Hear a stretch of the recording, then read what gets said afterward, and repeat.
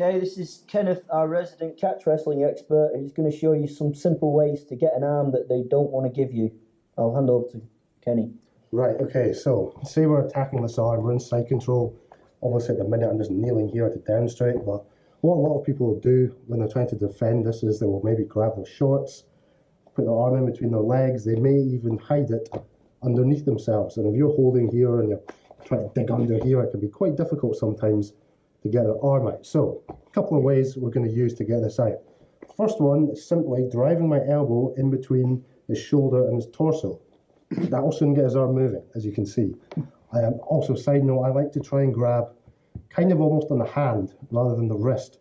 So when I do get some movement in here, I can get these kinds of things happening too, bending his wrist. If I do hold the wrist when he moves his arm, I go with him. If I hold the hand, when he moves his arm, his hand stays planted.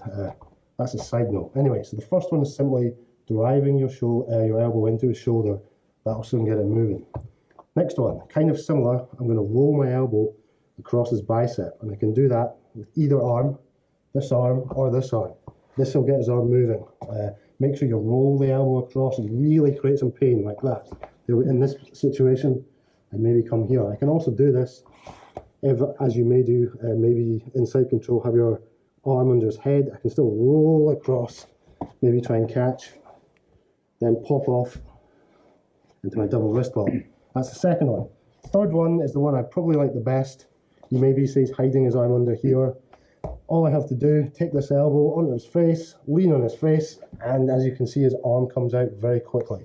And when I'm applying pressure to his face, if I'm going to really apply pressure, I would be up on my toes with my elbow on his face, and I'd be making a triangle. First point on his face, the other 2 points, I don't know if you can see this, my right leg back here, and my left leg here. And this would mean I was applying the maximum amount of pressure I could, or I could make it even better by also pulling up at the same time. That would apply even more pressure, but that's a side note. So, quite like to recap. First method, drive your elbow